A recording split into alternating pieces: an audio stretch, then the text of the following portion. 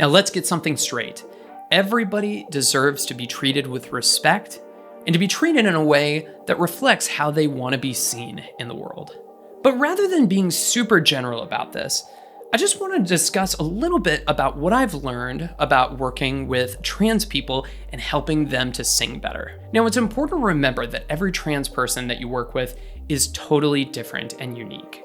You may wish to be identified with different pronouns, be undergoing hormone therapy, or even have had an operation or surgery to confirm your gender identity, or all three. And while even that is just a very simplistic way to group and categorize trans people, at the same time, I'm never going to be able to cover all aspects of teaching trans people and what I've learned from working with them.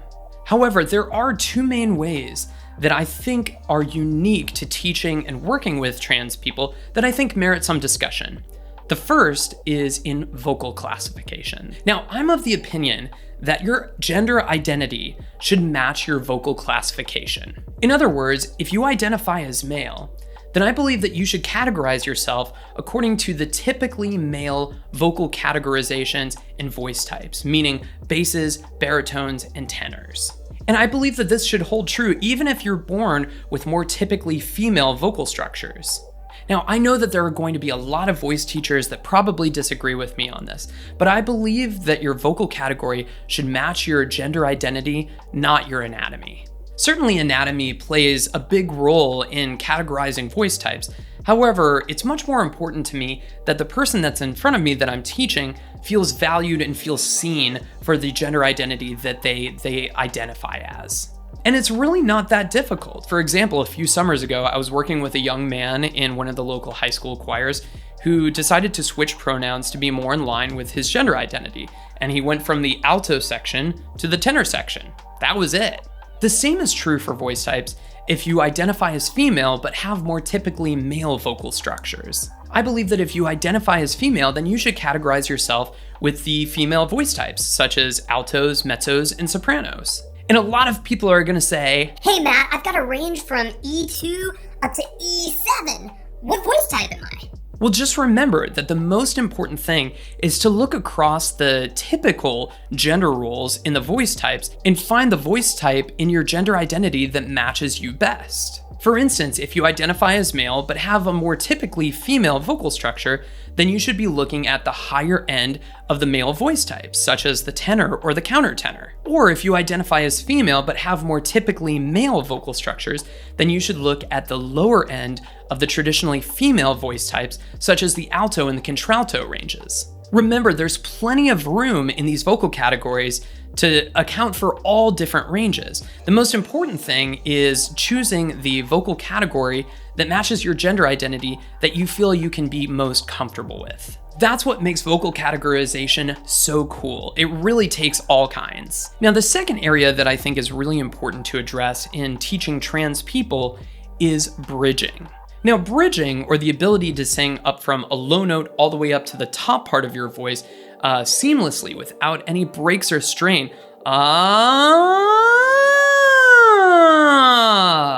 That's something that's difficult for most people, but it can be especially confusing and challenging for trans people. Bridging is essentially a discovery process for trans people, especially those who are undergoing some hormone therapy or even have had an operation to confirm their gender identity.